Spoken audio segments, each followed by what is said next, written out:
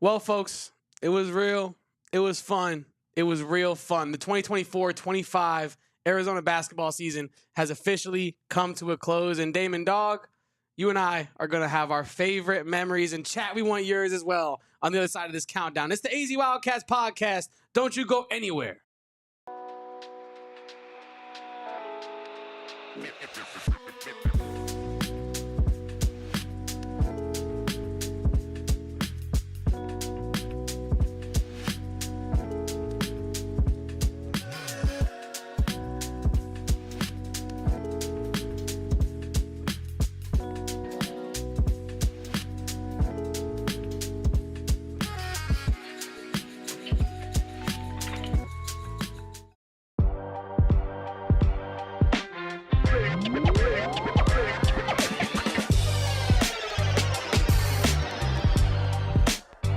Welcome on into the AZ Wildcats podcast on a Friday edition.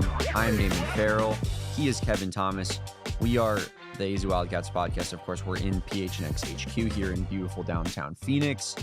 And Kevin, we no longer have a season to talk about. I pitched that we play the sad loss music. Got turned down, but that's how I feel. That's the loss music on. is just so sad, Damon. It's so sad. But I couldn't. It's too early in my day. That's how I feel. I know. I'm sorry. It's valid. I'm an to feel emotional that way. guy. No, your feelings are valid, Damon. This is a safe space, and your feelings are valid. But they don't feel validated right now, Kevin. Well, I don't know what to tell you about that, Damon. But yeah, no. Erica said in the chat that she woke up sadder than she expected as well. And Damon, I guess I'll start the show here. How are you feeling? Yeah. Morning after Arizona's loss to Duke in the Sweet 16 of March Madness. Well, I want to start off by saying shout out to everybody here in the chat. We appreciate you guys showing up for the group little therapy session that we have going on here. Erica, of course, Luke up in here, and you know, the fine folks. Sorry if I didn't call your name out there, but yeah, drop a like on this video for us. Kevin, I mentioned to you earlier that I'm in a little bit of a weird spot because I'm not like upset or angry like I maybe find myself typically after March Madness losses, because a lot of times I feel like Arizona left it on the table, right? Or against, you know, maybe in those back-to-back Elite Eights versus Wisconsin, you go down to the wire in both games, you don't get a single W. That crushes you. The same team twice in 2 years. Two of the best teams you've ever had, right? You look at a loss to a team like Clemson, right, Kevin, where you know, you're just better than Clemson in every facet of the game, and you choke that game. You look at a Princeton loss, and you're a national embarrassment. I don't feel any of that right now. I just feel sadness for this team because I thought this team was really good, underrated, in fact, and I think that they just ran into a juggernaut of sorts, Kevin, and it's hard to be like super upset about that. If I had to guess right now, I'd say Duke is going to win the national championship. That's not exactly a hot take. You know, they're the betting favorite for a reason. But yeah, I'm mostly just sad about how it ended because I think last night could have been really special if a couple different things broke our way. Caleb Love gave us what we needed, but couldn't get the help for our guy Caleb there, Kevin. So I'll pass the rock to you. That's kind of where my head's at. How are you feeling on a Friday afternoon here?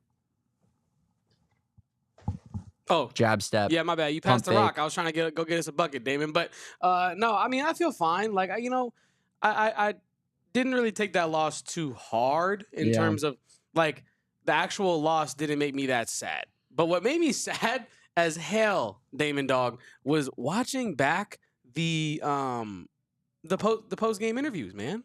Like, it made me so sad to watch Carter Bryant fight through tears talking about Caleb Love and, you know, the growth of this team and just where this team is at as a whole, Damon. That made me sad, right? Because you alluded to it, right? The team that we as Arizona fans loved to watch this season, at some points hated to watch, right? Maybe in that non-con. It became one of my favorite Arizona teams to watch, right? Just because of the fight, the personalities on the team. You know, this is a team that not too many real like true freshmen on it. And so you feel connected to this team, right? You've connected with Caleb Love. You've connected with Jaden Bradley. You've connected with KJ Lewis. You even connected with Tobe Awaka, even over such a short period of time. Henri Veesaar as well. Happy birthday, Henri Veesaar.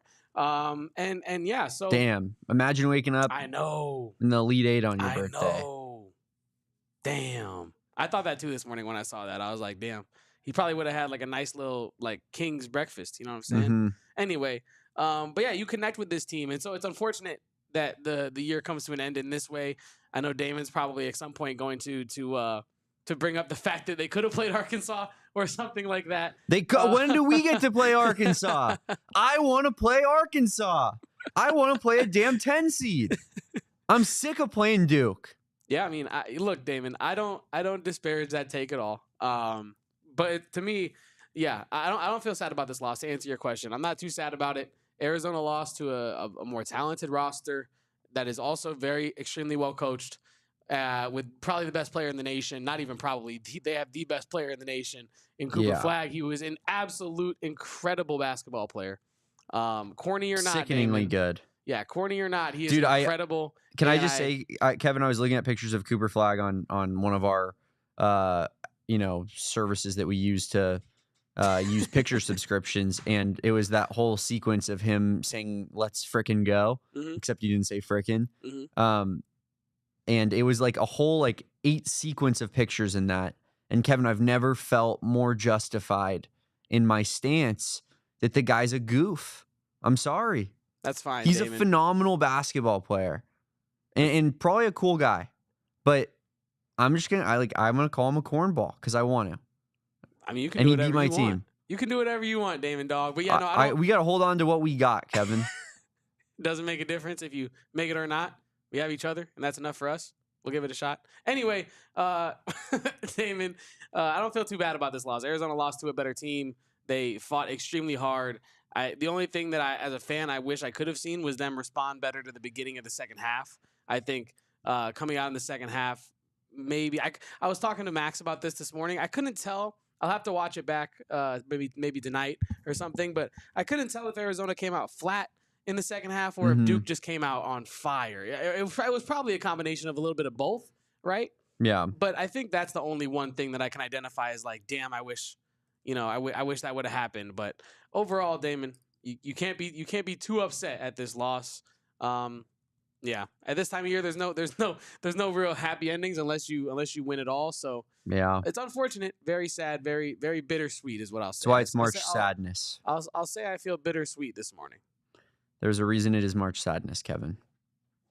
And it's because one team is happy at the end of all of this, even though that technically happens in April anyways. But yeah, I think that's kind of the state of things right now. Let us know in the chat how you guys are feeling. And just kind of let's make this a group session here. It's not just me, it's not just Kevin, it's everybody.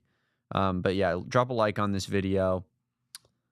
Kevin, we do have to talk about the season as a whole. And I want to bring up positive things because I think it'll make us feel a little bit better here on a Friday morning, just around 12 hours, 15 hours post loss to Duke. And there were a lot of great moments that happened this season. There really was a lot of things to hang the hat on and look back and say this was a fun season for those regards. I don't say that about every season. I really don't. I always bring it up and I feel bad because, I feel like they're like my black sheep team. But the team that lost to Princeton, I didn't enjoy watching that team throughout the course of the season. I knew that they weren't good. This team had a ton of heart. Maybe wasn't the most talented in terms of shooting the ball, Kevin. But they were really, really good in other facets of the game. And I believed in them.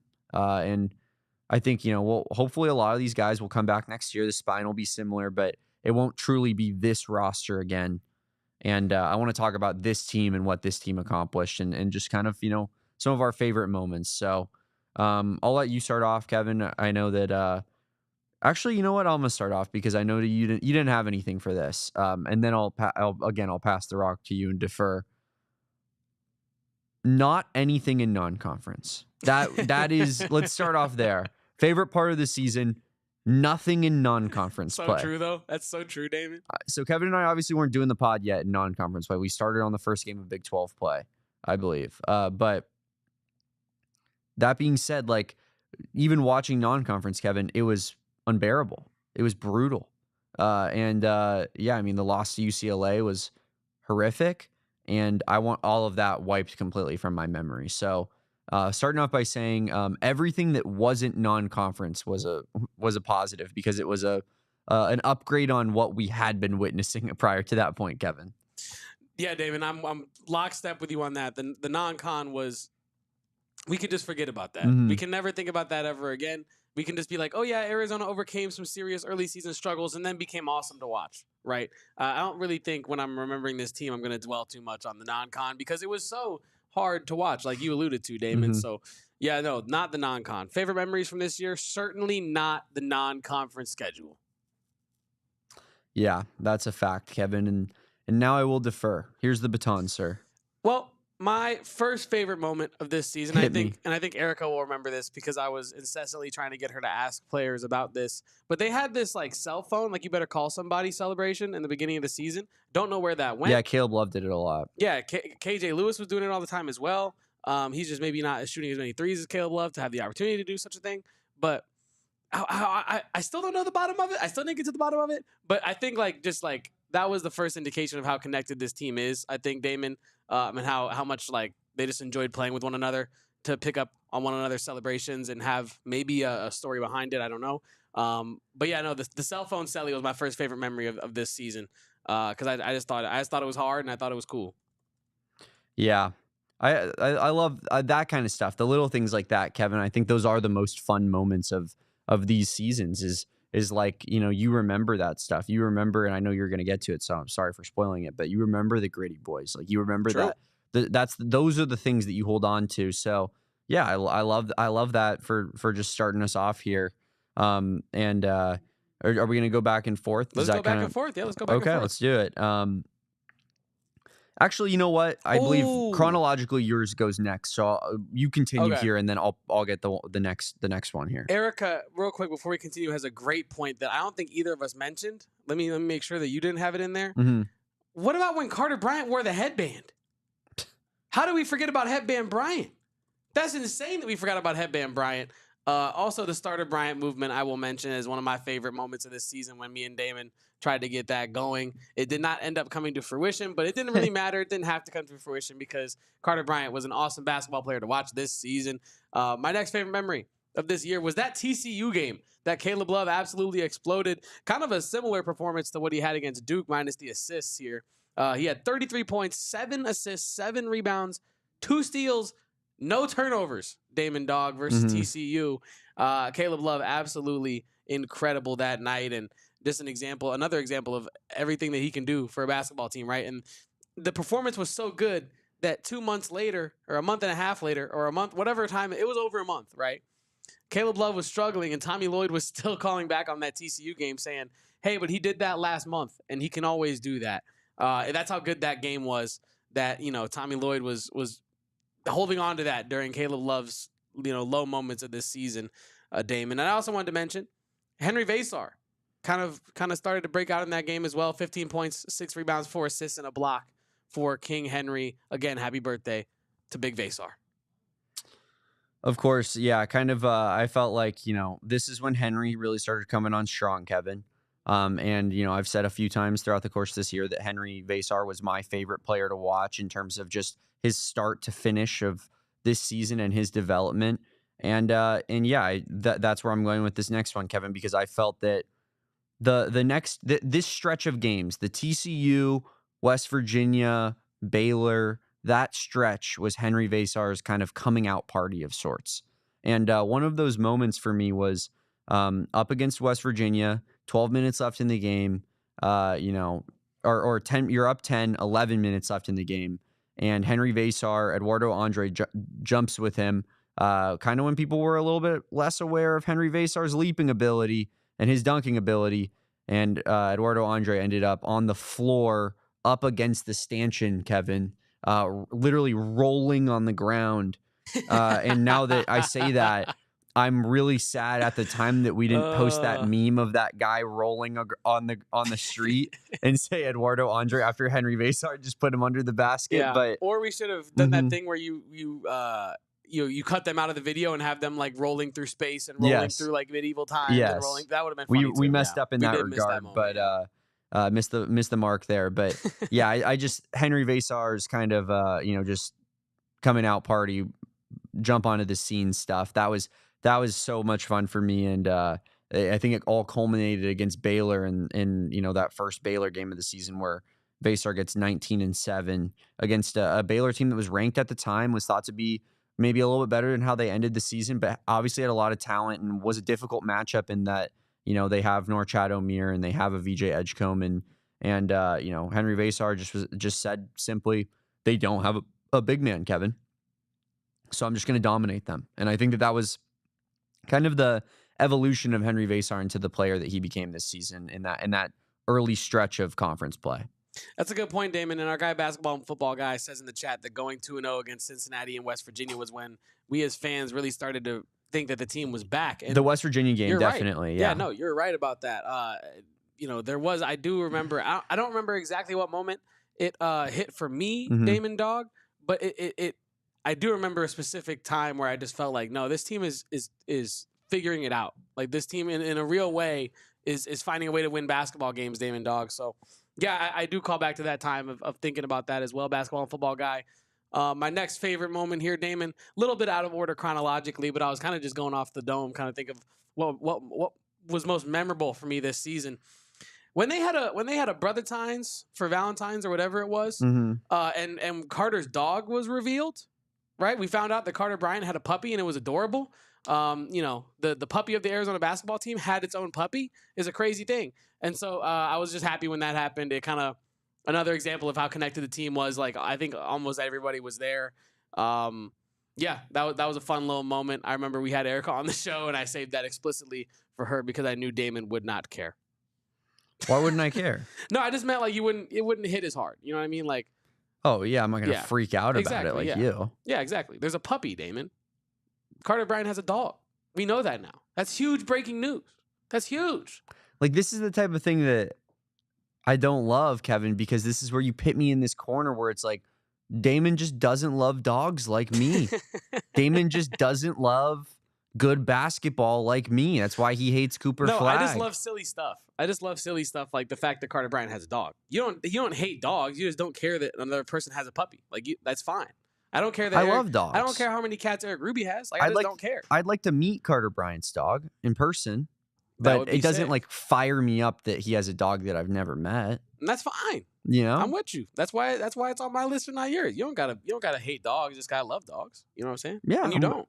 I'm with you there. I'm just, I know, I know that's why you're bringing up Erica, because obviously I'm not gonna be on the same spot as you, but that's what I'm laughing at, is because it's like some of us just love dogs and some of us hate animals, and some of us find joy in looking at sweet, cute puppies held by awesome basketball players, and some of us just have coal in their hearts. I don't know what to tell y'all. Yep. Damon, next favorite moment. Next favorite moment, I'm going to throw our guy ADO a bone here, and I'm going to say that 6 3-pointer, 20-point performance against Colorado. Kind of forgot about that one. Just getting the guys fired up, too. I mean, do you remember how much crap he was talking in that one, Kevin? Just fist pumping all over the place, screaming at the Arizona crowd. Yeah, I wanted to throw him a bone. ADO, might not be back next year. I think out of all the players that could come back next year, he's definitely the one that Arizona fans are going to sadly care the least about, whether or not he does come back. But I want to say that if that was the 1 year of Anthony Dell'Orso that we get, Kevin, lots of great memories in terms of post 3-pointer celebrations.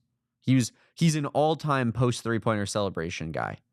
That yesterday, this pop and then across yesterday was fire as hell.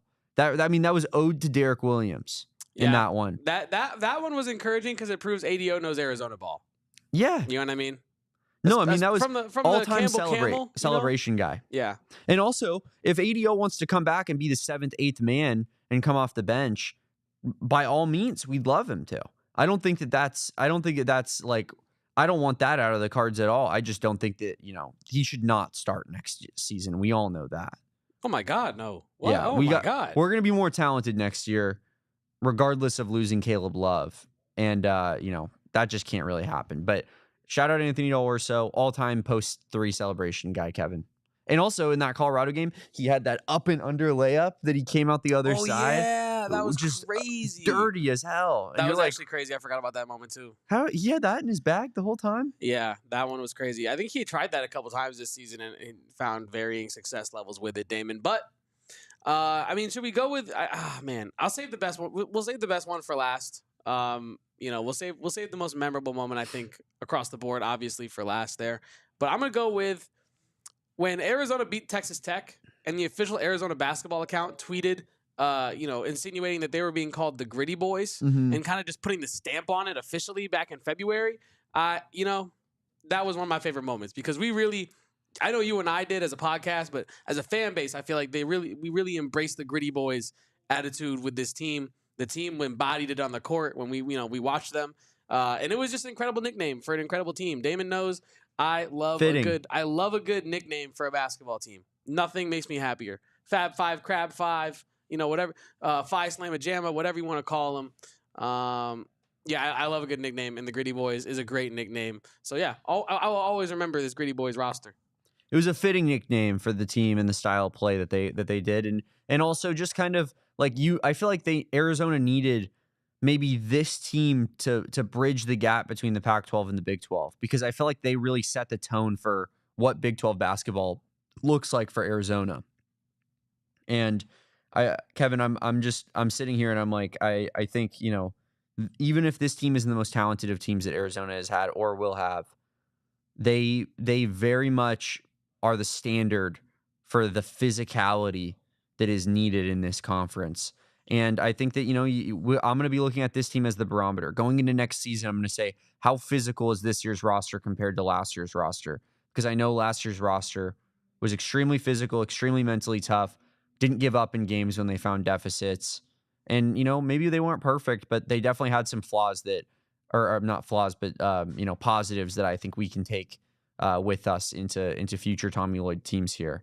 But moving on, I wanted to shout out Tobe Awaka, who we didn't see a ton of dunks this season from Tobe Awaka, but we did see a SportsCenter top 10 dunk. Top 10 Tobe. Yeah, top 10 Tobe.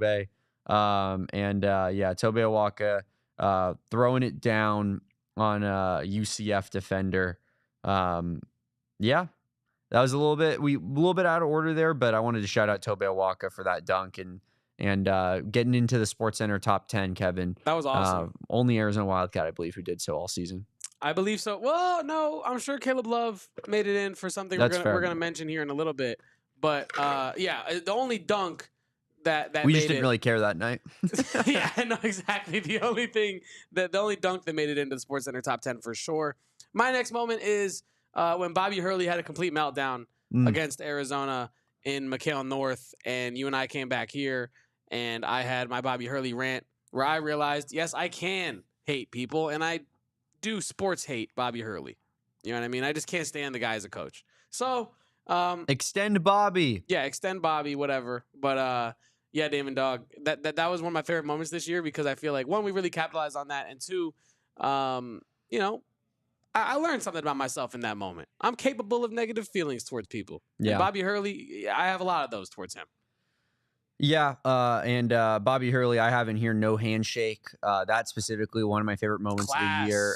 Because here's where I'm at, guys. I know I've said this all season long. I love Bobby Hurley. I want him to stick around as long as possible. I love the entertainment value, and I love him as a heel to our basketball program, especially because we always come out on top. So he's the bad guy, and he loses all the time. It's perfect. It's a perfect scenario. But that being said, I do think that stuff like that is fun. I know that he didn't vote for Caleb Love, but Caleb Love still got first team all Big 12. So I, felt like that was kind of in Bobby's face there too. Felt like we got the W on the better end of that stick as well, Kevin.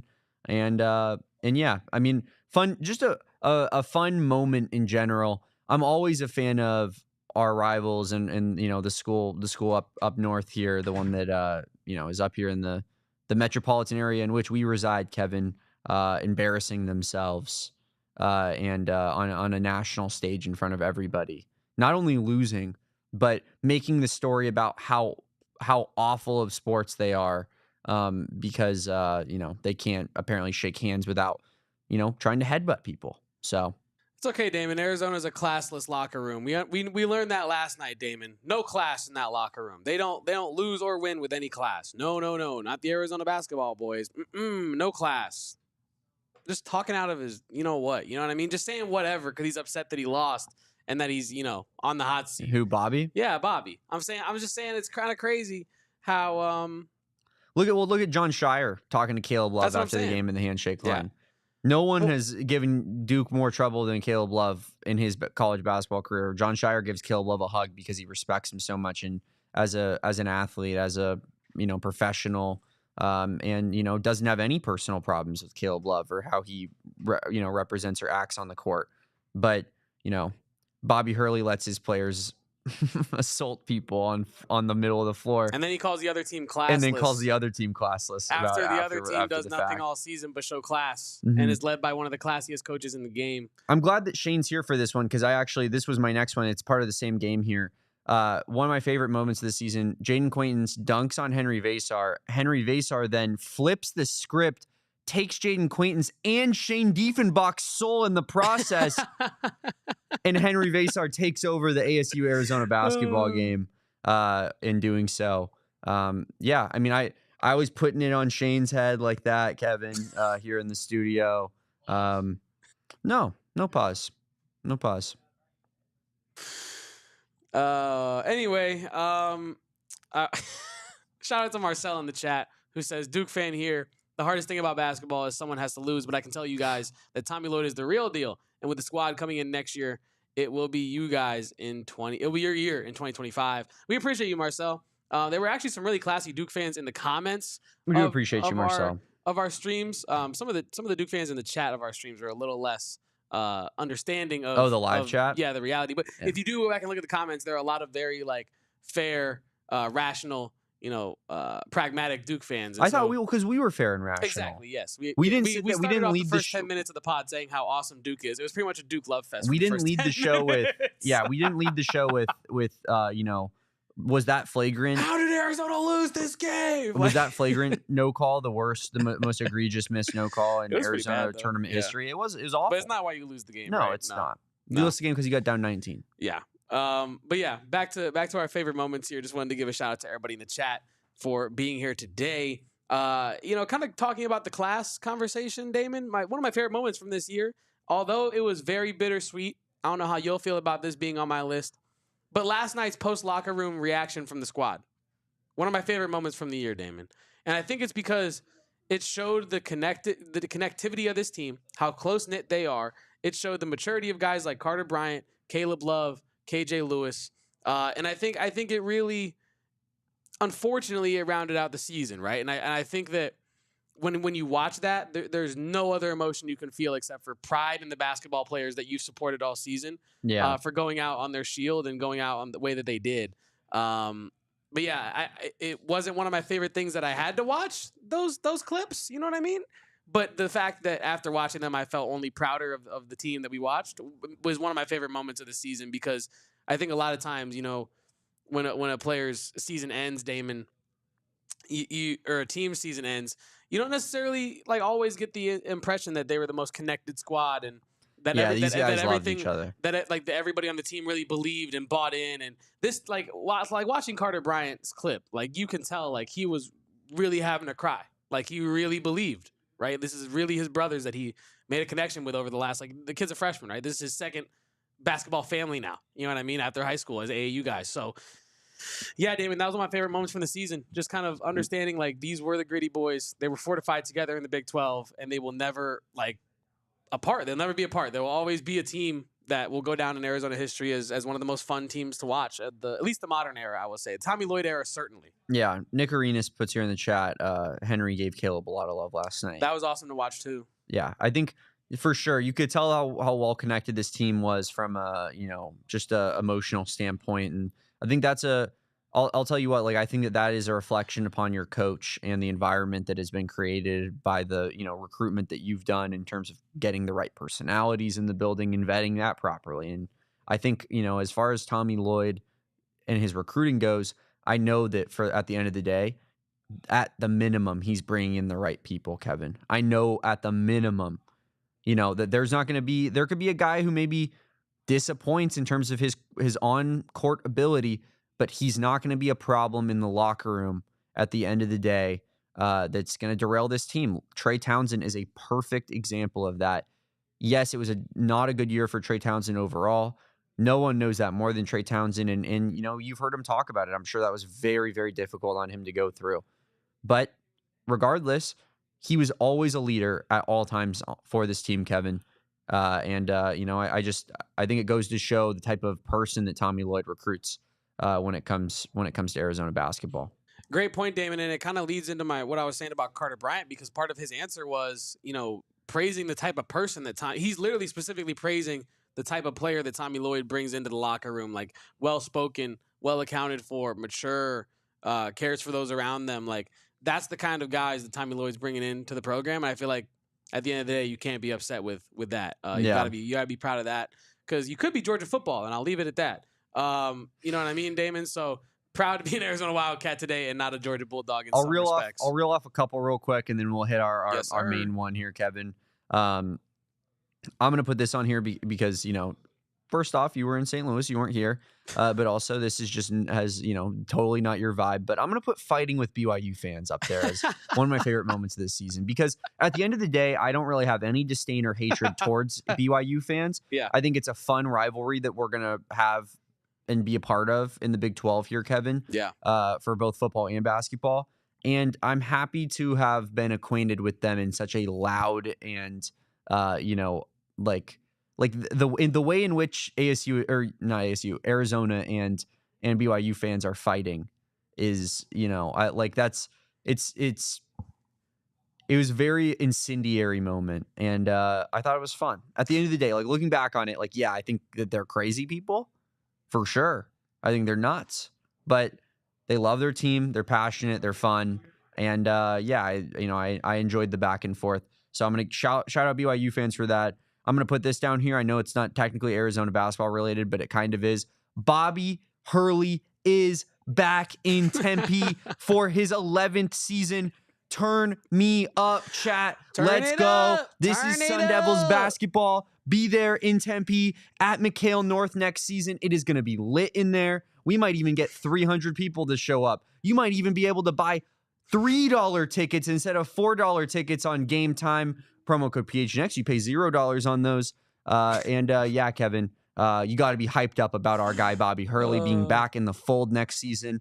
Electric stuff going on in Tempe. Also, I'm just going to say this one, and we'll round it out. Or actually, real quick, Pete committing. Bang! That happened in the middle of our season, so I'm counting it as part of our season. It happened so late that I didn't even, and so much happened yesterday that I didn't The only thing that's keeping me on this program right now with you, Kevin, talking to all of my best friends in the world in this chat, the comeback versus Oregon, I think, has to have a shout out.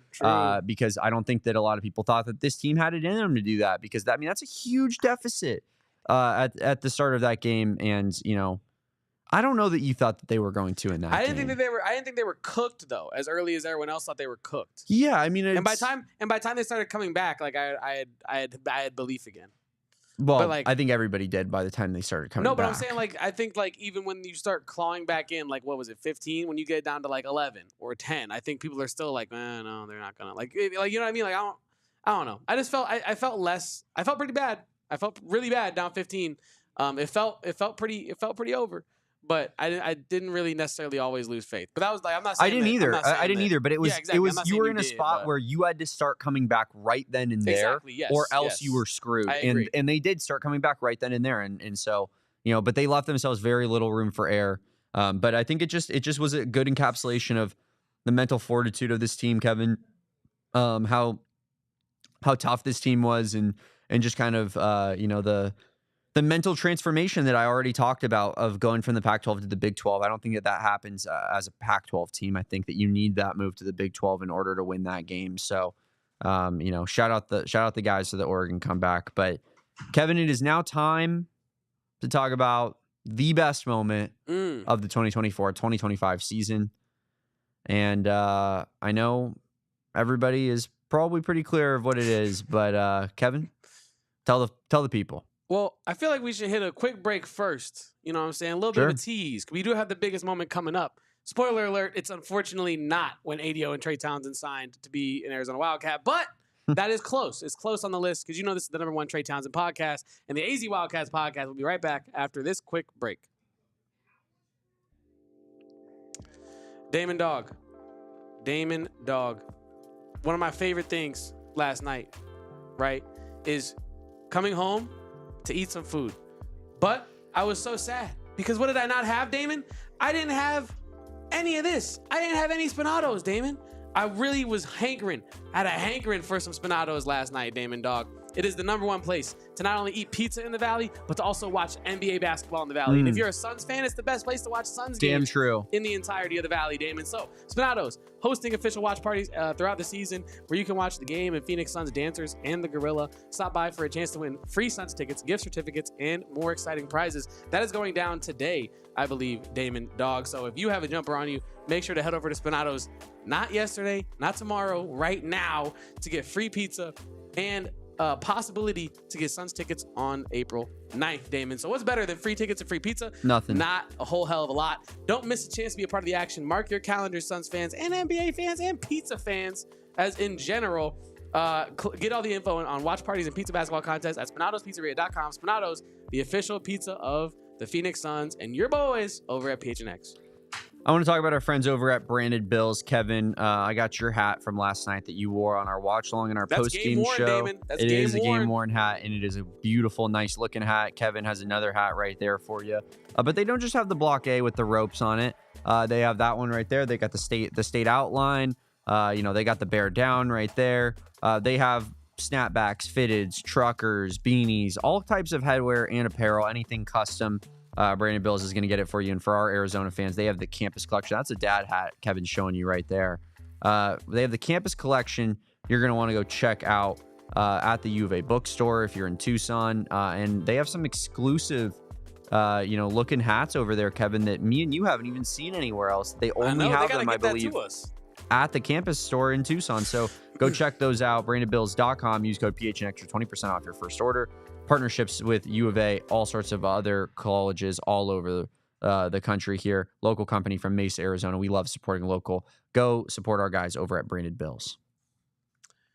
All right, Damon. We got the biggest moment of the 2024-25 season. We're about to talk about it, Damon. What was it? Lay it on us. Set it up. All right. Arizona, down 3.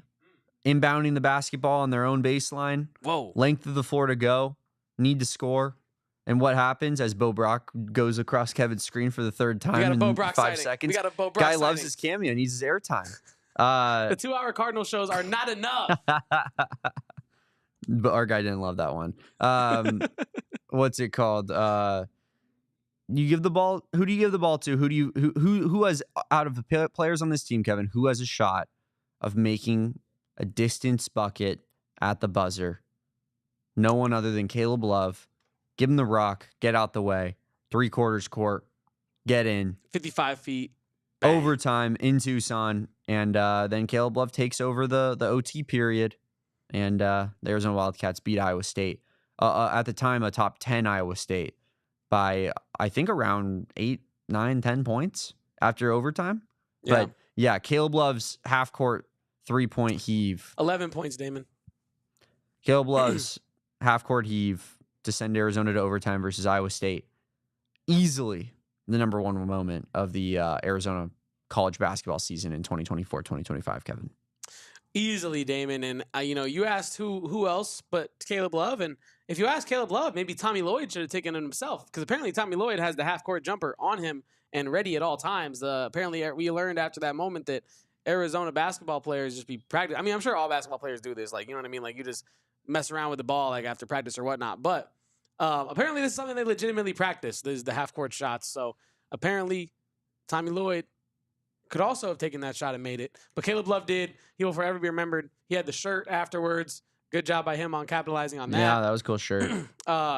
Yeah, Damon. Basketball and football guy says they should have stormed the court. I know Damon hates that take. Nah. But I also respect basketball and football guy saying that because I know he goes to games. So I know that, that's coming from a place of someone that is like in the building, in kind of the mix there. So for me, it's just like, I think the Arizona basketball standards are we don't storm the court versus anybody, even if it's number one and we're unranked. Like, that is the expectation of this program, is to win games at home on your own floor. ASU storms the court when they beat ranked teams because they're pathetic and they have zero expectations. That's not our realm. And so I try to push away as far from being them as possible and losers like that. But I do understand that was a big moment just because of the nature of in which that it happened. For football, my standards are a lot lower. I will say, like, I think storm the court or storm the field as much as we have the opportunity to in football, Kevin. Why not? That's fun. We're not a big time program, but in basketball, yes, I'm not the biggest fan of it. It's an interesting topic, though. It's an interesting discussion point. I also wanted to mention, Damon, about that Caleb Love 55-foot shot. I think what partially made it the most impressive and memorable and favorite moment of the season for me was how dejected we both felt before. Oh, it was. I it was was damn over. near in the fetal position in our recliners watching this game, like through my eyes, like this, just like, oh God, like really? Oh, it's over like this. And then all of a sudden, it wasn't over, and Caleb Love, saved our bacon in that game. And Damon, it was a moment I certainly, literally, will never forget. I feel like is that Caleb Love shot, and that's probably the only thing I can say of the list. Like the list I remember listed off here today. That's the one I think that will stick with me the longest. That exact moment, being so dejected, feeling so awful about that loss, and then Caleb Love coming to save the day with a 55-foot heave of a shot that was perfect. And then he took over the overtime, couple of contested corner threes, I believe. Yeah. And and yeah, Damon, it was a moment I'll never forget. So and it's honestly. We asked about it. I think the morning after it happened, is that maybe going to be the most memorable Caleb Love moment of his college career? I think it's probably the most memorable Arizona Caleb Love moment for sure. Right? Wrong? Yeah. But I think maybe the shot against Duke in the Final Four, probably a little bit more nationally remembered. Definitely, especially because it happened on a bigger stage and it didn't happen at night. And it's UNC Duke. It's in the Final Four. It's Coach K's last game. Everybody was watching. But the fact that this shot, I guess, we're kind of making the point of the fact that this shot is even being mentioned in the same breath as that shot shows how impressive the 55-foot shot from Caleb Love is, because that, regular season game, it didn't even win the game for you. Like going up against the UNC versus Duke rivalry and Coach K's final run and Final Four and all this, I think, that's got to be the biggest moment of I the gotta season. say, it's a perfect encapsulation too of the Caleb Love experience. Oh, he had dude. an awful game. People on Twitter for just 40 flaming minutes, him up, going crazy on Twitter about him, frying him, give him the rock, 55 feet in 3 threes in overtime. All of a sudden, dominates. the same accounts that are like, "Oh, I can't wait to get Caleb Love off my team," are like, "Caleb Love is awesome. This is unbelievable. I can't believe what a shot." It's like, dude, you were just saying that the guy can't shoot and should stop shooting like 5 minutes ago. And then he made his last 4 3-point attempts in the game. He made his last 4 threes, and you're celebrating an Arizona victory. So, yeah, I mean, a little more thankful for Caleb Love, but yeah. Well, I mean, I know this podcast was the entire year. We love Caleb Love here. And Very real. This Very was, as much as we joke about, and I said this yesterday, as much as we joke about being the #1 Trey Townsend podcast, I genuinely feel like this was the #1 Caleb Love podcast in America all season long. And we rode for our guy. And you know what? At the end of the day, I think we ended up being right, Kevin. Everybody else had egg on their face. Or not everybody else, but the people who were on the other side of this, right? Because the guy played maybe his two best... Jeff Goodman. played maybe his 2 best games of his college career, his last 2 games at Arizona. And ultimately, he will be remembered for that by Arizona fans. But, Kevin, we're going to talk a little bit more about the fallout of last night, how we're feeling, maybe about the whole flagrant conversation and maybe the impact that had on the game. We didn't talk about it a whole lot in post-game, but we're going to get into it right now.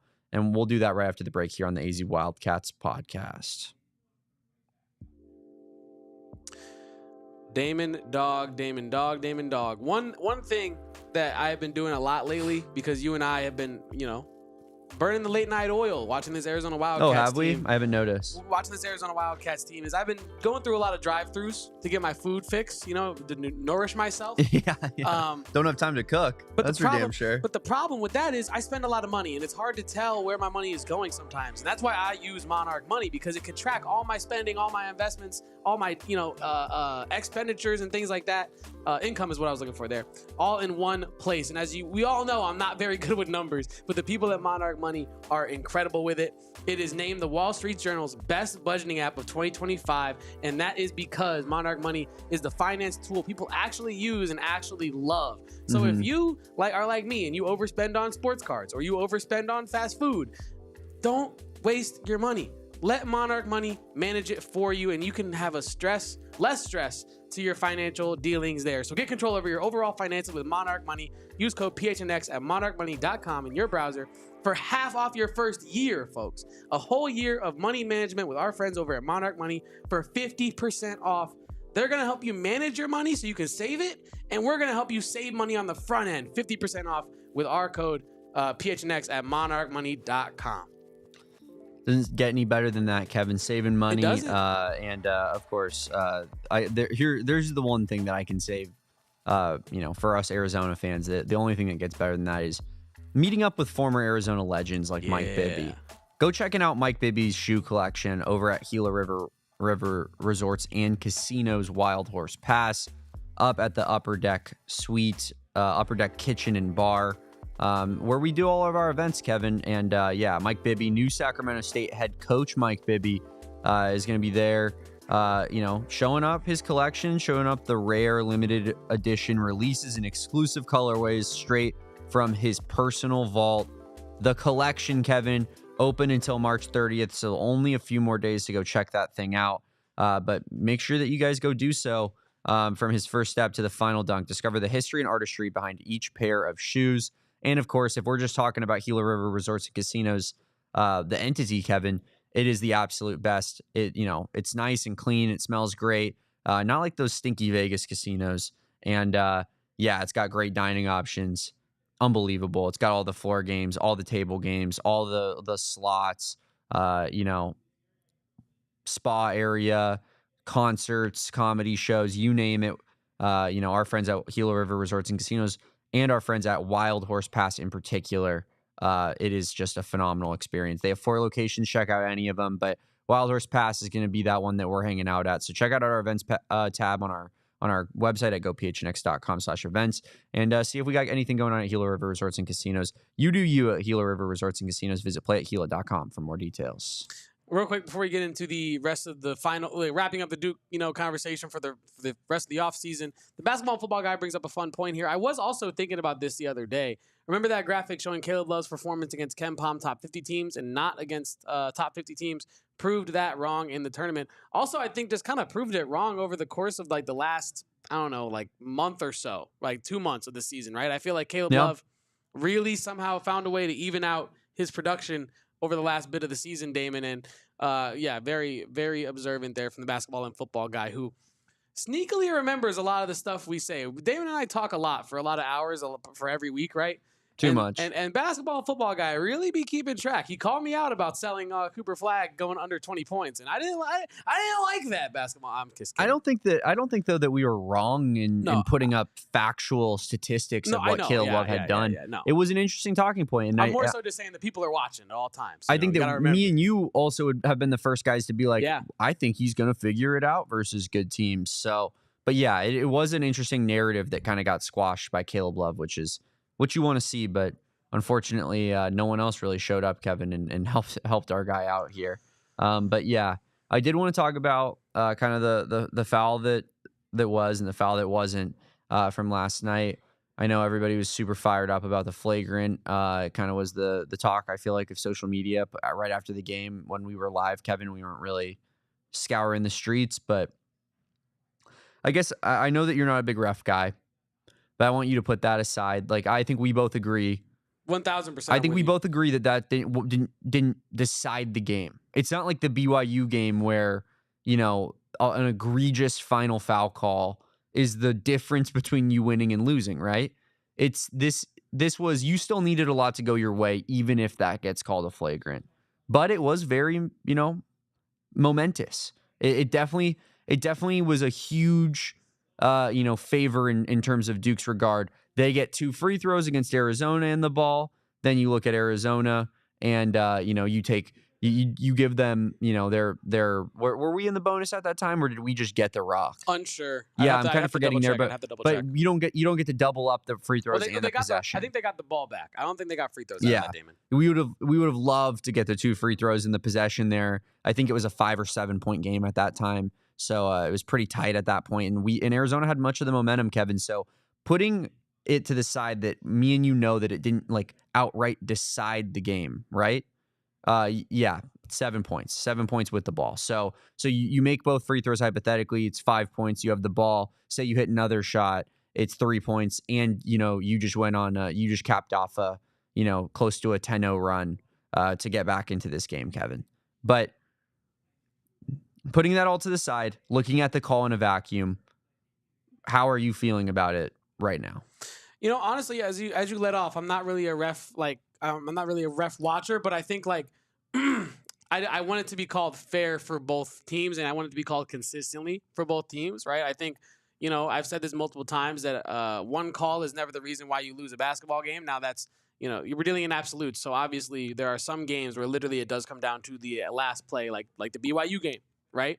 So I'm not I think if you're complaining about refs after the BYU game, fair, right? More valid, yeah. Very valid. But I think there's a tendency for some fans, not you, but I think some fans to fall into oh, well, the refs screwed us, or the Chiefs are just in with the refs. And it's like, dude, the Chiefs are awesome. They're probably better than your team, and you got beat. And there were probably some bad calls that you didn't like, and maybe you were right to not like them. Maybe they were wrong. Good teams it's not why you lose the game. The benefit of good calls. Yes. That's consistent. And it's rarely why you lose. It's rarely why you actually lost the game, right? I think this, I agree with you, was not the reason why Arizona lost this game, but it was an awful call objectively. For Jaden Bradley to clearly hook and hold Concanifal on the other side, right? He clearly did that. We were watching it in the moment, and I was like, "Oh, did he just pull him down to the ground?" Let's just gloss over that, right? They did not gloss over it. They went back and reviewed it. Flagrant foul on one end. Same thing happens on the other end.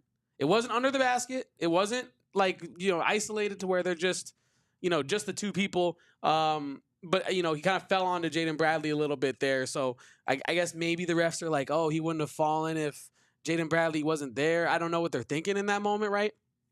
But yeah, I was frustrated by that call because it felt like it halted the momentum for Arizona's comeback in that game.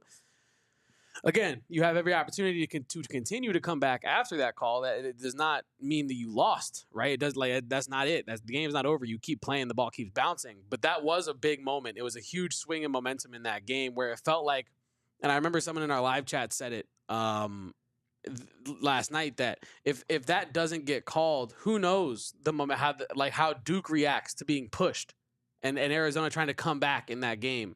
Who knows how the freshmen of Duke respond. They probably respond well, right? But who knows? And I think that's an interesting topic. So the no call is something I wanted to talk to you about today because I know how you feel about the refs, Damon, especially. But I'm extending an olive branch. That should have been called. The refs, I think, and I think you'll agree with this too, they weren't necessarily unfair, but they were very shaky last night, I think, for the majority of the game. Yeah, I think the refs took over at parts of the game. And again, I'm not going to sit here and say that it decided the game, but what I will say is when you're guarding a guy like Cooper Flagg on a lot of possessions, Kevin, he's 6'10". He handles the basketball like a guard. He has insane touch and can score from every level on the floor. When you do play good defense against him, and Trey Townsend has both hands up under the basket on him, and they whistle him for a foul because Cooper Flagg misses the shot, it makes it really difficult. So again, this isn't like a refs changed the game type of conversation, but I definitely thought that there were some calls for both teams that were not great, but capped off, Kevin, by the absolute atrocity that was the hook and hold call and the flagrant foul that was called on Jaden Bradley that was not given the opposite way on, I believe, Malawak, right? But yeah, you look at that call, Kevin, and you say to yourself, how on earth did you just watch the same situation 2 possessions ago and you got it right? And you watched the exact same thing happen 2 possessions later and called it the complete opposite way. I guess the only thing that I would like to say, Kevin, is I would like to look into just kind of like the mentals of a ref in that moment. I would love to hear them verbally speaking what is going through their mind and kind of their thought process, because I have no clue how those situations were different other than the jerseys that both teams were wearing. That being said, again, it didn't decide the game, but just really unfortunate that it happened when it did, especially because it was a huge momentum boost for Duke and a huge momentum taker from Arizona. But yeah, ultimately a conversation that will fall on deaf ears, Kevin, because we're out, we're eliminated, and Duke is in the Elite Eight here. Yeah, I guess that's your ref talk for today. I thought we did a good job of keeping the ref talk out of yesterday's show mostly, Kevin. I really agree, Damon. Yeah, I'm proud of you, Damon, dog. No, I'm kidding. But no, come on, man. I know I'm just joking, Damon, dog. But no, Damon, I think we did do a good job of keeping it pretty fair on the post game show last night. Not to pat ourselves on the back there, but I really do feel like kept it fair, kept it mostly about Arizona, but with an idea of just how amazing Duke was. I think that that was important as well. And I also wanted to mention this to you while we're on the topic of referees. We don't really get on this topic too often, Damon. Tony Padilla had that quote that was circulating online, and one of my friends texted me because he was also in Newark and he could confirm that it happened. He was there saying that, Tony Padilla said, they won't let me ref Arizona games because Arizona fans are mad at me. And it's like, what do you want us to say? Like, I don't feel bad for you. Like we're upset with you, man. So I know that this is like totally off topic, but I am a Chelsea fan, and there is one particular ref in the Premier League, Kevin, who they assign to Chelsea games all the time, named Anthony Taylor, and he gets all the big Chelsea games every single time. Really? And all he does is screw us over constantly. There's video compilations on YouTube of minute-long compilations of him screwing Chelsea over. I wish that the Premier League listened to the fans and were like, Chelsea fans hate this guy. Let him never ref a game again. Thank God that they're listening to Arizona fans and being like, we can't let Tony Padilla on this game. That's encouraging to me. That helps me sleep at night. Somebody's watching, right? Somebody's paying attention. And it makes me think that my voice is heard because I'm going to talk ish about Tony Padilla. And you like that save? That was a great catch. You like that save? I'm going to talk about Tony Padilla, and then it's gonna move mountains. It's going to change society for the better. Mountain. Yeah, man, it's gonna change society for the better. And honestly, on a slightly less serious but like more genuine note, I think it is important, right, for these conversations about referees to actually get to someone that can make decisions about who's reffing these games, right? Because I do feel like you have a point there with like your voice actually being heard. I think that a lot of fans, while yes, I said earlier that a lot of fans just blindly blame referees anytime their team loses and they felt like they lost a free throw battle. You know what I mean? But I do think there is something to the idea of referees never having to go to a press conference to address their calls. Referees never have to get in front of a camera and say, that's what I saw on that goaltend. I would have loved to have heard Tony Padilla in the post game after he makes that whistle against Duke, right? Yeah. Like that he needs to answer for that. Yeah, I think like there's a lack of accountability, and I think that for referees, and I think that like even if he was joking and it's not true, but I think it's encouraging that there's some sort of awareness among like his, I guess, for lack of a better words, his bosses that like, hey, there was a mistake that was made, or maybe there was a mistake that was made that affected the way this fan base feels about your, partiality or lack of partiality. You know what I mean? So I think that is encouraging, Damon, that somebody is paying attention to these calls in these games to see if they're fair, unfair, whatnot. But before Damon and I wrap up this show talking a little bit more about Duke and also where is Jada Williams going to play next season, Damon Dog? There's a really interesting new candidate in the race. So we're going to talk about all that. But first, I want to tell you guys, if you are watching with our streaming platforms, go ahead over to phnx.com, and we will be continuing the party over there. But for now, Damon, we are going to overtime. Bang. You know the drill, folks. It is overtime with Kevo and Damon Dog. I just wanted to, continue this Duke conversation real quick, Damon, by kind of talking about if Duke wins it all, if Duke becomes a national champion, Damon, do you feel better or worse? Do you feel more or less sad if Duke wins the national championship? And then I have a follow-up question for you after this. That's an interesting topic. I think that to me, that's a swinging pendulum. Like, it depends how it looks for Duke. If they dominate every other team the rest of the way, and we played the closest game against them in the entire tournament, scored the most points on them that they've given up all season long, and it really feels like it came down to, like, potentially the difference was that hook and hold going our way and one other guy showing up from a scoring standpoint and helping out Caleb Love from being maybe national champions, Kevin, that might make me feel worse about it. If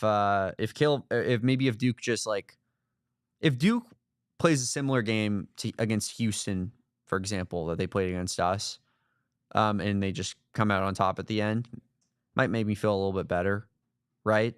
So it just kind of depends on how it looks, who they play, what the margin of victory is in those games. So I'll be monitoring it, and I'll keep you guys updated live about my my real-time thoughts. I'll tell you what mostly I'm going to be thinking of. It has nothing to do with Duke. It has to do with Texas Tech. Oh yeah, and what the hell is going on over there? You getting real envious of their bracket? Aren't you? My God, I'm flipping out, Kevin. If Texas Tech goes to the national championship game and plays Duke, I'll win my bracket challenge, number one, and number two, I'll be pissed about it because I'll be sitting here going, why couldn't it be us? Why are we not Texas Tech? Why are we not in Texas Tech's position? Why didn't we get their side of the bracket? Why didn't we get their region? Makes me sick, Kevin.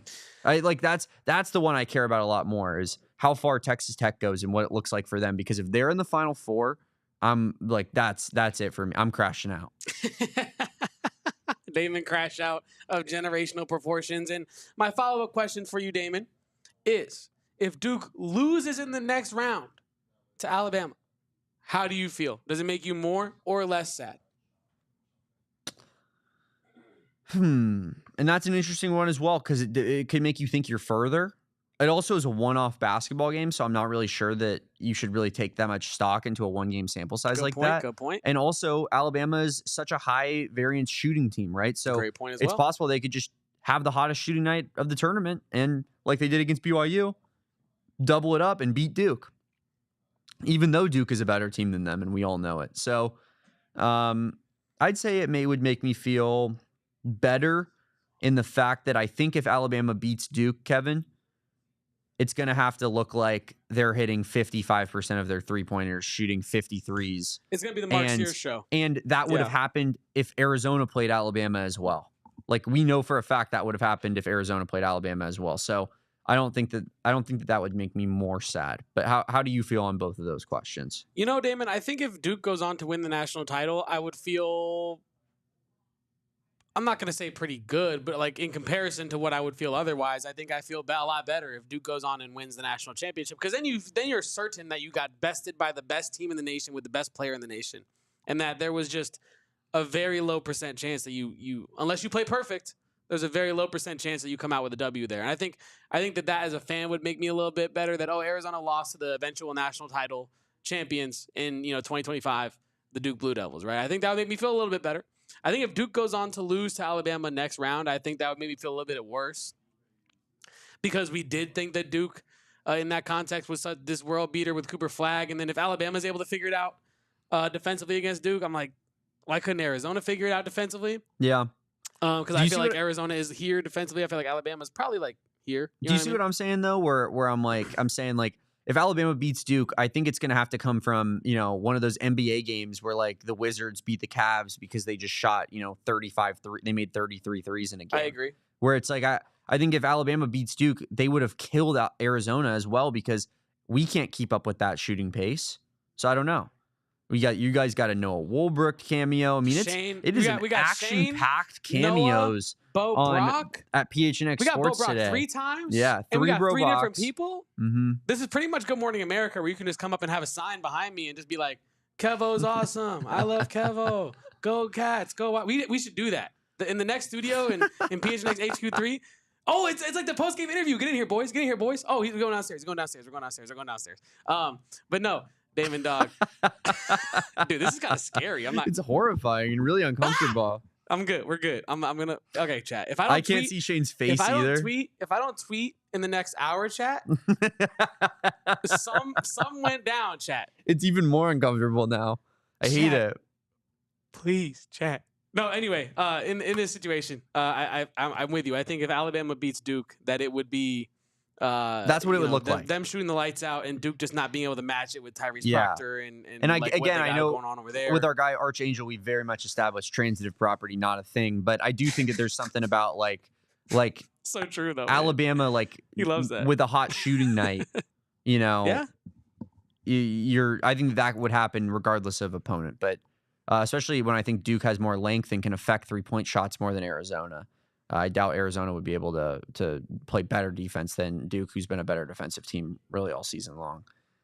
But yeah, our guy Archangel does love that, Kevin. Yeah, he does. Oh, he definitely does. And apparently, and what's what I couldn't believe last night, and for the people that were in the chat, Millows, basketball and football guy, Luke, all our the closest folks. homies in this chat right now. When he was in there and he was saying that he was right about what his predictions, when he was just objectively not right about his prediction. Like he was like, Arizona will not cover. Arizona will get blown out by Arizona 20. will lose by 13-15. He said. Mm-hmm. He kept saying 13-15 because his Arizona his little napkin that he has a little equation on. Well, yeah, because Arizona beat them by this team by this many, and Duke beat this team by this many. So that means that the difference there, if you do subtraction, and it's like that. Okay, buddy, that's not how basketball works at all. But you know, he makes a living sports gambling, and I guess that means that he didn't have any food on his table last night because he thought Arizona was going to lose by 15. Am I wrong? I'm just laughing, man, because sometimes you are a wild boy with the things you say. You're funny. No, you're funny, and I'm with you. But he was talking crazy. Apparently, you know, he's eating Grey Poupon mustard and caviar every night based on the back of his anti-Arizona betting. So it is what it is. But I think that's a good place to wrap up the Arizona Duke conversation, because it truly was everybody. Arizona versus the world, right? It was no one believed that Arizona could make that basketball game a game. True. And it's no consolation prize for the team that they did make it a game. But I think for the fans, I think it's fair to have that be a little bit of a consolation Archangel, prize. the 49ers, Celtics, Duke, Dodgers fan. Correct. Damn, man. My team really be taking shots. It's so crazy. What, the Celtics? Yeah, I get why they take. I understand. He straight up said he hates the Lakers. I know. So, like, I think he said it right after he said he hates the Cowboys because he's a 49ers fan. So the only logical step there would be that he is, in fact, a Celtics fan. So now we know for a fact 49ers, Celtics, Duke. And then now, like, Dodgers, obviously, it's maybe an inference, but it's probably not far off. It's certainly the Yankees, Dodgers, Red Sox, one of those teams. This is like Charlie from When It's Always Sunny in Philadelphia, and he's doing, like, the conspiracy board, and he's like, he said he's anti-Lakers, he's pro-Cowboys, he's also pro-Duke. That tells me that this guy likes the Niners, likes the Celtics, likes the Dukes, like the Dodgers. Like, I think that's how we're coming across, and I'm all about it. As well, Damon Dog. And I wanted to wrap up this show talking a little bit. Real quick, I just wanted to say that I know that I haven't told anybody this, but I'm actually a Patriots, Red Sox, Celtics, and Bruins fan. Sorry, City of Champions, man. What? You know how it is. Just all the winners. That's what we do. And I kind of like the Chiefs too. I've been transitioning a little bit more. Used to be a Pats guy, kind of transitioning to a Chiefs guy, Kevin. And then as far as hockey, like I've just become a big fan of the Peas recently. I'm a big Panthers dude. Like I know that I was a Bruins fan, but ever since the Bruins got their chain snatched by the Panthers, well, I mean, they also got their chain snatched by the Blues in 2019. Yeah, so I know how you felt about that. I love that Blues roster. You probably loved when the Vegas Golden Knights picked up one of my all time favorite Blues, Alex Pietrangelo, and then went on their little mini run. So yeah, you're having all the success, Damon Dog. Shout out to you, and I bet if you were alive, you would have been a huge UCLA fan during the John Wooden era as well. I was in spirit for sure, for sure. But in all seriousness, I do want to wrap up this pod, Damon, talking a little bit about some miscellaneous news and notes. Let's do it. Quick hitters. Jada Williams visiting Iowa. We have this from her Instagram today. Yikes. Big 10 there. Williams. Going from Tucson to where is University of Iowa? Iowa City, Iowa. Beautiful Iowa City, Iowa. Yeah, and I will say that this is genuinely a very interesting basketball addition for her because for sure, yeah. Because new head coach there at Iowa. Where did their old head coach go? Retirement, I believe. Oh. I believe Lisa Bluter retired after Caitlin Clark. Yeah, I said she had a long run. I'm Bluter done. had a very long, legendary run. Lots of tournament success there as well. Probably not going to peak any higher than you peak with Caitlin Clark. And I'm not saying there's any disrespect towards Bluter, a hell of a coach, but I'm saying if I'm in her head, I'm thinking if I can't win with Caitlin Clark, like if I can't go all the way with Caitlin Clark, we lost twice with Caitlin Clark. I ain't fighting no damn Caitlin Clark, and I'm not doing it. So I'm just gonna get up out of here with my money, and I'm gonna go home. You put a bad thought into my head because I just started thinking about Adia Barnes and Ari McDonald right now. Yeah, with you saying that, dude. That's what I said last night on the post game show. Like we're not gonna get into this, but that's what I said last night on the post game show. Like all these people wanting Tommy Lloyd fired. It's like, dude, you're a crazy person because look at if you would have plucked Adia Barnes from Arizona the moment she went to the national title if you were a women's basketball GM at some place, right? And look what would have happened to you. Anyway, point being, Damon, Jada Williams is visiting Iowa. Iowa's Jan Jensen, the new head coach, will be in her second season next year. Last year, went and plucked Lacey Olson from Villanova, who had a great year there, great 3-year career there. Could potentially join, if Jada Williams is there, Addie Deal, Damon, 5-star commit from Mater Dei in California to Iowa. Guard, brother. She's there because pretty much her brother plays at a JUCO out there. And so I feel like that made it easier for her to want to live in the state of Iowa. In addition to obviously the program that Iowa is. But I think if you're from California, like USC is right there. Like, there are other, what's the face here? No, just keep going. But yeah, Addie Deal, 5-star guard from Mater Dei. She could potentially join Jada Williams there. I don't think there's much better guard to learn from in that if you're Addie Deal than Jada Williams. Shout out Noah Wolbrecht. And yeah, Damon. So like I said, Jada Williams visiting Iowa. We had the proof. It's in the pudding, and it's on your screens right there. We'll see what other visits her and Brea Cunningham take this offseason, Damon. But what are your thoughts on Jada Williams going to Iowa? My thoughts are that we're in overtime. Yes. My thoughts are, Kevin, how do you know so damn much about Iowa women's basketball? I mean, that was an insane breakdown.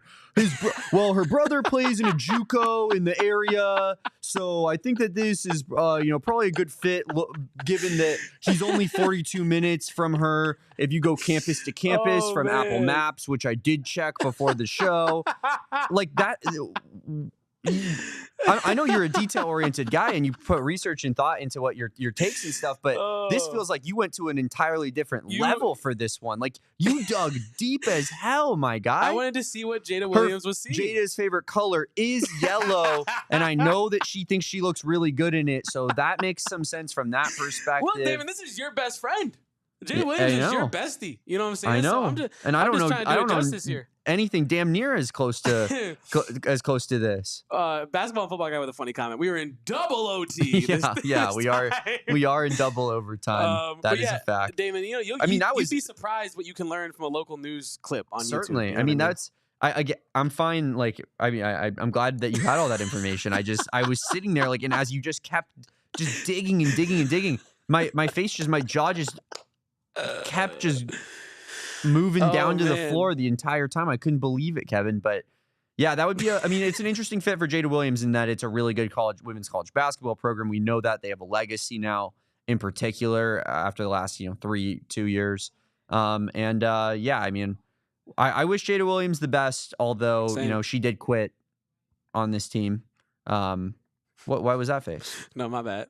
She sure have quit on the team in the WBIT. No, I get you. I just didn't expect that to go that direction. That was all. That's what the face was for. I was caught off guard. That's facts. Yeah. Adia pretty much admitted the entire program quit in the WBIT. No, she didn't. She said that some people that didn't want to play. But she also said we knew the result coming in. We didn't expect to win. She said we expected the result. Okay, fair.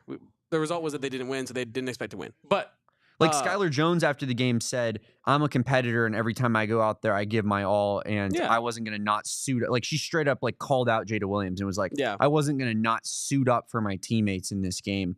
Like that's feels like a pretty direct shot at somebody that is probably, and maybe rightfully so, given the state of current college athletics, protecting their bag a little bit in a meaningless basketball game when they know that they're going to get a huge, probably 6-figure NIL deal going wherever she's going to end up going. So, I understand it in the one regard, but also, like I think it is fair to say that she quit on the team. I think it's just the nature of the situation. And we'll be monitoring Arizona women's basketball as they continue here. I wonder. So that's the only date she has set right now. She has set that we know. That's what of. I saw this morning when I woke up that she had gone to Iowa. So I'll keep you updated. I wonder if any SEC schools will get in the mix there because I think. I mean, from a bag standpoint, Jada Williams is one of the most highly profitable women's college athletes out there. So I'm sure that she'll be very desirable for a school that can pay a lot in women's NIL. I'd be surprised if just from like I'm always surprised when, and it doesn't matter to everybody, when players play at a place that has like beautiful weather all year, like Arizona, and then they go to like an Iowa. Oh, that's what I was saying. That's what I was saying off the jump. I almost feel like maybe she ends up on a coast. Like maybe Jada Williams is like, Florida or like Carolinas in that area, like that lower East Coast situation. That was my immediate reaction, Kevin, is you're going from Tucson, best weather on earth, to Iowa City, Iowa, where it's probably negative degrees on March 28th now. Yeah. And like probably got like a negative 17 wind chill, like just something gross out there in Iowa. I can't imagine that's the most fun place to be living as a young athlete with a ton of money in your bank account. But Kevin, let's move on. Talk a little bit more about some other stuff that's going on in Arizona athletics. I wanted to shout out Devyn Netz from Arizona softball, who threw the 11th perfect game in Arizona softball history and added her 11th home run in the year in the process, Kevin. So Devyn Netz, one of the better players in this Arizona softball roster. One of the power pitchers that we got, and a great hitter as well. And channeling her inner Babe Ruth, Kevin. In this one, her inner Shohei Ohtani, going from both sides of the plate and from the mound here. But Devyn Netz, shout out, and Arizona softball stays really good. Yeah, first conference perfect game in a conferer's game since Kenzie Fowler did it. Wow, a little bit ago. There, Arizona absolutely blanks BYU. Ever heard of her? BYU there gets blanked 8-0, as you alluded to. I thought it was insane that you record your 11th home run and also the 11th perfect game in program history, Damon. It's nuts. Completely insane. 30-5 on the season now, and gearing up to play 7-3 in conference as well. At BYU tonight at 4 p.m. Beat BYU at 8-0 in 5 innings yesterday. Indeed. 4 p.m. today, as Damon Dog alluded to on ESPN+. So check that out as well. Damon, are we wrapping up here today? Are we good? What's up? Let's do it. I mean, did you want to hit that last point, or you want to save that for a show later this week? Yeah, we'll save that for a show later this week. A little bit of a tease there for you folks. We got some T-Mac stuff to talk about. Oh, this is a T-Mac podcast. If you guys want your T-Mac fix and you feel like you didn't get it today, tune into the next 3 weeks of this show because that's all we will be discussing. Koa Pete, Tedero McMillan, correct. Kevin Thomas, and Damon Fairall. That's it. Correct. That's the show. That is in fact the show. This was the show today, talking about Arizona's 2024-2025 season. Kevin, closing the book, if you will, the Mac book on Arizona's season, and just kind of talking about some of our favorite moments. My bad. I do want to shout out Luke's comment, wheelchair basketball, because the wheelchair basketball program in Arizona actually is quite lit. Actually has a ton of cool dudes on it. One of my homies from college actually played on last year's wheelchair basketball team before he transferred to Auburn. Oh, yeah. So, connected over there as well. So, yeah, shout out to the wheelchair basketball team. He transferred as like an athlete? Yeah. I actually don't know if it was athlete or student, to be quite frank with you. But I do know that, like, I feel like that's something we need to know, because if there are wheelchair basketball transfers happening in the world, like that's incredible. I mean, I know like that NIL packages. I know that it was. See, I don't want to talk too much on it because I don't know how much I'm supposed to be saying. But like, I know that there was like communication between. He's going there to play the sport. It wasn't like I'm transferring to Auburn and they have a team. It was like I'm transferring to Auburn to play wheelchair basketball. I need some new gear. You know what I mean? Yeah. No, I'm with you. But yeah, shout out to the wheelchair basketball team, all the wheelchair athletes at Arizona as well. They play their championship game tomorrow, as Luke says here in the chat. And we'll be excited for that. Luke tuned into the semifinals. So that's how you know Luke's a real Wildcat, tuning into literally everything all the time. For sure. And we appreciate him for being here today, Damon. You may continue to Shout out to everybody for being here today. You know how we do here. Blood brothers and sisters in the chat. My guy, Kevin, Damon, everybody here at PHNX. We thank you guys for rocking with us throughout this entire season. It was a long one. It was a fun one. And we will be back for many more to come, hopefully, Kevin. I am Damon Fairall. You can follow me at Damon Dog. That's DAWG. You can follow my guy, Kevin Thomas, at Kevo Posts. That's KEVOPOSTS. You can follow our show at PHNX_Wildcats. You can follow our main account at PHNX_Sports. Subscribe to this channel. 23 likes. A little bit light today, guys. I do think we can hit 50 very, very easily. So why don't we get to that 50 number and help Kevin get a little bit of rest after a long college basketball season. Tommy Lord knows I need it. You know what I'm saying? Absolutely. We'll be back on a Monday. We're going to be talking T-Mac all week and heading into draft season. We'll be talking construction of Arizona's basketball roster and just kind of how Arizona can go from here, especially now with Koa Pete in the mix. So don't you go anywhere. Make sure you guys drop a comment in this on this video right after this channel is no longer live. And we appreciate you so much for everything you guys have done and just rocking with us, like I said, throughout the entirety of the season. I know last night was technically the finale of our season, Kevin, but it really feels like, just given the fact that this is a Friday and really, really soon after that game, this felt like the real like talk it out, outro it, and kind of just close the book. So, I felt like we did that today and ready to get out of here now. Yeah, it's like a network television show. Like they have like 1,000 seasons because you have a winter season, a spring season, and like a summer season. You know what I mean? With like 1 week off in between. This is just, our transition from winter to spring season. You know what I mean, Damon? And so get ready for the spring season. Get ready of to the learn AZ spring Wildcats football, podcast. buddy. Exactly. Get ready to learn Brent Bennon ball all over again, folks, because we'll be talking all about that on our podcast this season, Damon Dog. Cannot wait. Yes, of course, basketball and football guy. That is crazy. That is absolutely crazy. Tommy Lloyd in the thumbnail is insane work. And don't worry. I was fighting about it earlier in the office. You know I got you. That's going to do it for us today. Shout out to ASU fans on winning their national championship last night. Massive moment for that program. Now I want to go 10 minutes longer. Do you want to talk about T-Mac, Kevin? Because this guy is just going to be disrespectful to us in the middle of our show. T-Mac, obviously the talk of the NFL draft world. I'm just kidding. All right. I'm Damon Fairall. He's Kevin Thomas. Follow us at PHNX_Wildcats, and we'll catch you next time. Peace out. Bear down. And go Cats. We all silly like the mayor.